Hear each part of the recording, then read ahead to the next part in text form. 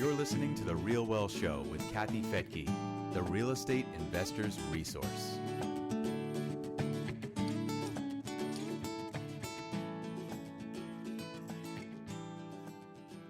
So how we handle tenants who can't pay. I just hung up with my ops manager who spoke to the rent collector to try and get a handle on April. Obviously, we're not going to really know till April 5th where our collections are. But she said 15 tenants have called in when they got that letter to say that they were laid off. And so that's 15 out of 600. That's under 3%, which is really good. Those people were waitresses, bartenders, a couple people actually that worked at Progressive Field where the Indians play. Obviously, baseball season's been delayed. And so the rent collector is working directly with them. And they're saying, okay, you know, we understand your situation. What can you pay now? And what sort of payment plan would you be comfortable with? Now, obviously, we have new information. We don't exactly know when people's checks are going to show up, but we know if we're putting people on a payment plan, when they do receive their check, they should be able to pay their rent and they need to prioritize it. So proactive communication obviously is key. We are still expecting that people are going to pay their rent and we will continue to file notices. We are also looking into the landlord insurance. We have our entire owners' portfolios out to 2 different companies to quote for us. So we'll be making that available to people soon. Okay. And just relief programs for tenants. This has gone out in our correspondence to the tenants, letting them know who to contact, links to the websites, phone numbers that they can call and reach various services.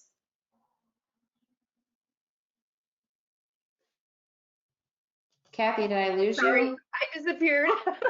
I was like, you're doing it on your own, but I'll come back.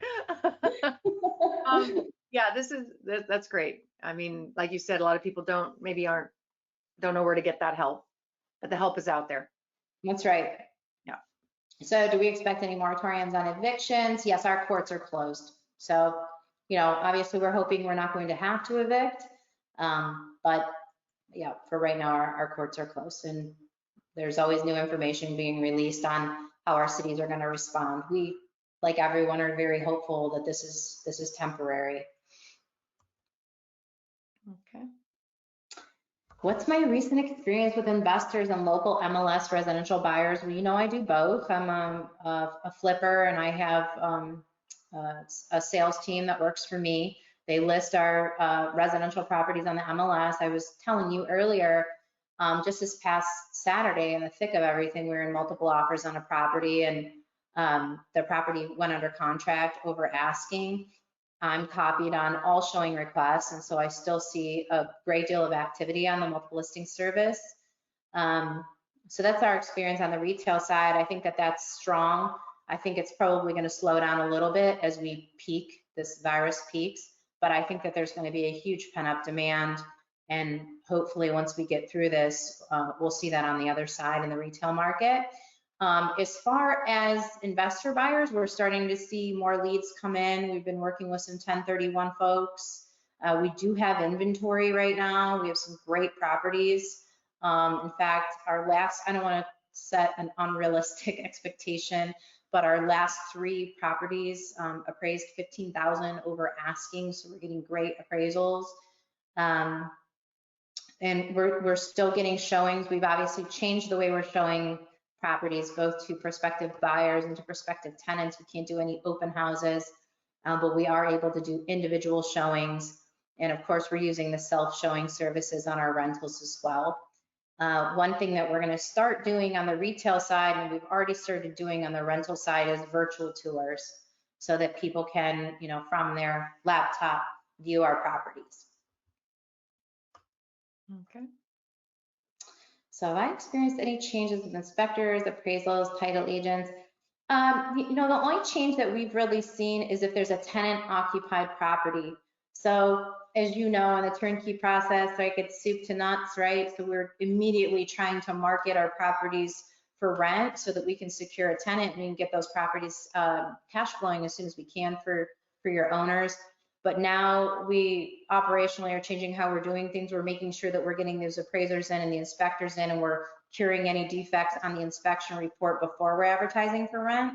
We've had a couple surprisingly very quick applications on properties, and we have tenants wanting to move in, and it's seeming, and rightfully so, that appraisers and inspectors are not wanting to go into occupied properties.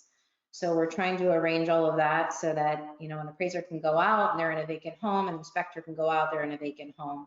We can send our contractors back out to make any repairs necessary without having to interact with other folks. Great. Has the rental demand changed? It has. This is typically a very, very busy rental season for us. It's still busy, just not as busy. We were comparing our numbers a couple weeks ago to our numbers that week last year, and we were down probably about 30%. That's to be expected. I do still see applications coming through. You know, the rental demand in terms of pricing has not changed at all. As I've said several times during our webinar here, our price to rent ratio has always been one of the best in the nation, and our rents have really just continued to climb since the housing market crash back a few years ago. I don't anticipate that our rents are going to decrease at all. I just think that people need to have a degree of confidence about moving right now. And we'll take a look at those numbers as we are allowing more people to do these virtual tours through homes, and we'll compare our numbers again maybe next week with last year. Yeah. My guess is it's just, you know, that people not knowing how to get there and look at it, and just kind of being frozen with all the news recently. But like you said, pent up demand. And, you know, I know you're in multifamily and single family, and I don't know if you've seen any movement from multi to single family. Just not yet. Mm-hmm. I know you've speculated on that. No, we haven't seen it yet. And thankfully, where I own multifamily is, you know, there are areas that are in really high demand. But yeah, we'll obviously be evaluating that. Yeah. We're not changing our tenant vetting standards. You know, our tenants need to be making 3 times the monthly rental amount. Our average monthly rent is $11 to $11.50 a month. That puts most of our tenants under that $75,000 mark. And so, like you had mentioned at the very beginning of the webinar, I mean, what we see, at least initially, is people are probably going to be making more money than they had previously. We know at minimum people are not going to be losing income. So that's very good news for all of us. Yeah. How will landlords stay informed and updated on changes? This kind of goes for buyers and landlords. We have been trying to send out weekly updates specifically relevant to our market in our deals of the week. So anyone that's registered with us is automatically added to our mail list, and we send out deals of the week, and we try to send out local info. We're doing that weekly. Anyone that's buying with me that's a current client is assigned a sales rep who's communicating with them on their files as they go through. As you know, the property management company's done a really great job of communicating every week what's happening on their side. Great. All right, let's see if there are questions. I'm sure there are not very many, just 2. For the landlord insurance you referred to, do you mean just regular hazard and liability insurance, or something that may insure lost rent due to this virus? Yeah, it would be relevant to lost rent, and whether or not it's covered given the coronavirus is the big question. So we're looking at 2 different companies. One she referenced, I think, in her webinar with you, and then there's another that you actually referenced recently. So we're just comparing pricing on both of those, and we're going to put that information out to our owners as soon as we get that back. Yeah, we've been researching, trying to get an idea of what's out there, and kind of let investors also do their own due diligence on those. Mm-hmm. I'm currently preparing my property in California. Permit office, I think, might be closed. I need to replace garage roof to do a 1031 exchange. I've been kind of standing by since the virus outbreak. Property was just about to be listed, but we're going to hold off. Any advice in terms of moving forward? Yeah, great question. We put a property on the market in Chico, and it's same thing. So got into contract immediately over asking price, and there's no, yeah, it's moving forward. So it could be, you know, my opinion generally on this is if you can sell a California property and exchange it into several properties nationwide, I mean, for depending on what you're selling, let's say with my Chico one, I could probably buy 6 properties elsewhere with that one sale. And so now if there is an issue with a tenant losing their job and that the property going vacant, now I've got 6 properties. I could be 50% vacant, but you know, I've still got money coming in. Whereas that one property in California, that would be 100% vacant if something happens. So I personally have been and still believe that diversification is better, and to have to sell one property and exchange into different areas that have totally different dynamics in each area, you know, it's just my personal preference. So that would be up to you, but I always look at it like, hey, listing a property costs you nothing, right? It costs the agent. I mean, you do that, right? You list for people, so it costs you, right? It doesn't cost the person selling. Yeah, absolutely. I've had a couple of people reach out to me asking the same thing, and I tell them, you know, test the market, put it out there, see what the response is. There is a lack of inventory here. There are people that are in contract on their house who have to find a place to live, regardless of what's happening. So, kind of evaluate the activity and the feedback, and then if you want to, you want to revisit it later on, you can. I do want to speak to the 1031.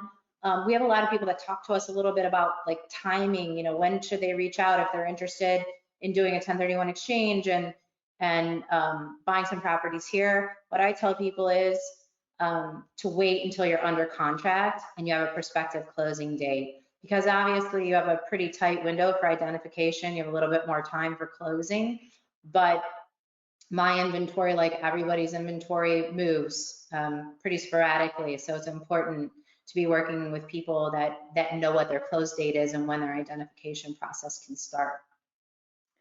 Yeah, and right. You've got 45 days to identify. So as soon as you're in contract, you'll start reaching out, but do your homework now.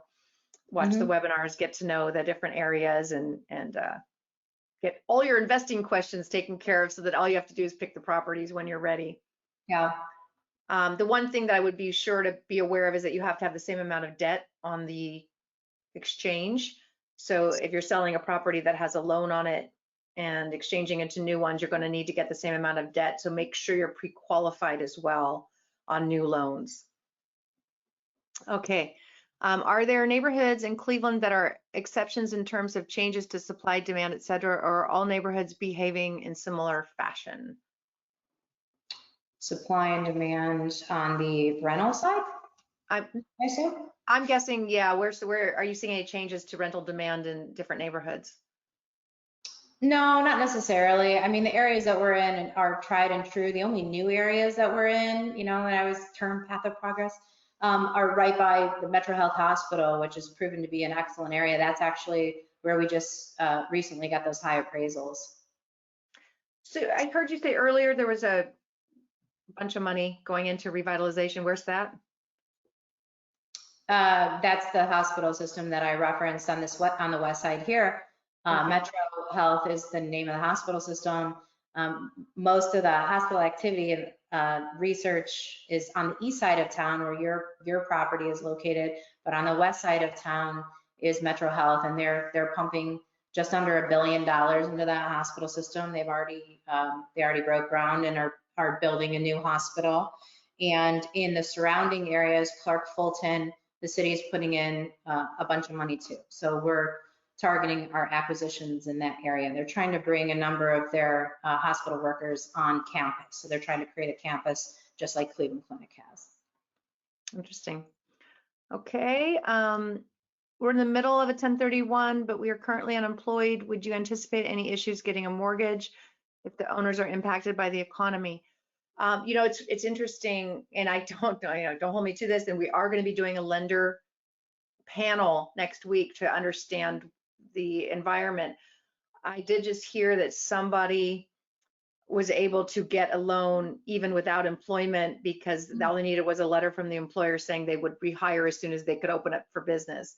So that apparently was enough for that lender.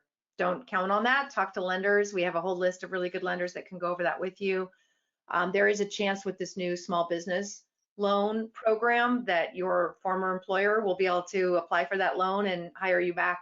So just talk to a lender first to make sure that that's in place.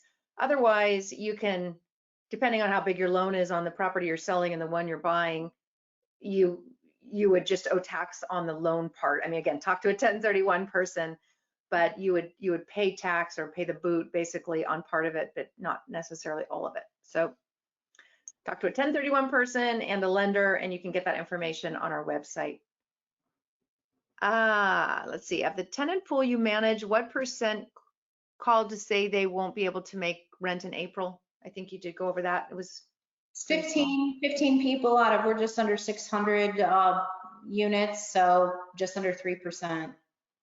And we did ask in our letter for the tenants to be proactive in communicating with us if they anticipated, being affected by this and not being able to pay April rent. We'll have data on our collections by about the 5th. Yeah, so a lot of this we don't know totally yet, but what we do know is there's kind of no excuse anymore because they're getting a check, and that check needs to go to rent or it'll go somewhere else. So, how are you encouraging tenants to use the stimulus money to pay their rent? Well, we're gonna include this information on the stimulus money and unemployment insurance in our next correspondence to tenants, and I expect that that'll go out next week. Have you considered, or are you ever encouraging renting by the room to college students?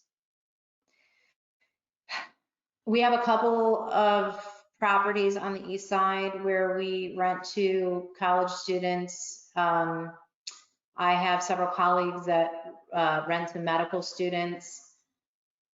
It's not really something that we advertise for.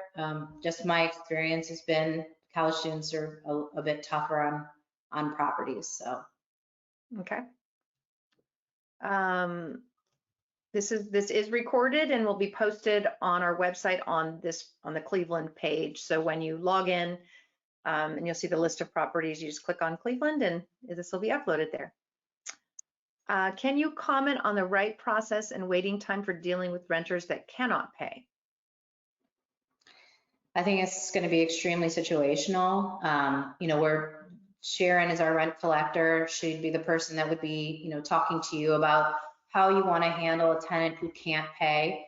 As I mentioned earlier, if someone has reached out to her so far, that's been 15 people, she's asking, what can you pay now? And what are you comfortable with a payment plan? And obviously, as you mentioned, Kathy, we now know that there's going to be money in the bank. As to when that's going to happen, we're not entirely sure. But it's just that communication, and she will in turn be then communicating to you so that you can make those decisions together. We don't want to make that decision on your behalf. Perfect. Okay, well, that is all the questions. Thank you so much. Of course. Yeah, thanks for having me. If anyone wants to get a hold of us, if someone's spoken to an investment counselor and they're interested in looking at current inventory, or they want to schedule a call with me, you can register on our website. That'll add you to our mail list, and either myself or a sales rep will get in touch with you right away. Perfect. All right, well, thank you for all you do and taking care of our members. Of course, Kathy, thank you. We really appreciate you guys, as always. All right, take care. Stay safe. Well. Yeah, you too. Bye. Bye.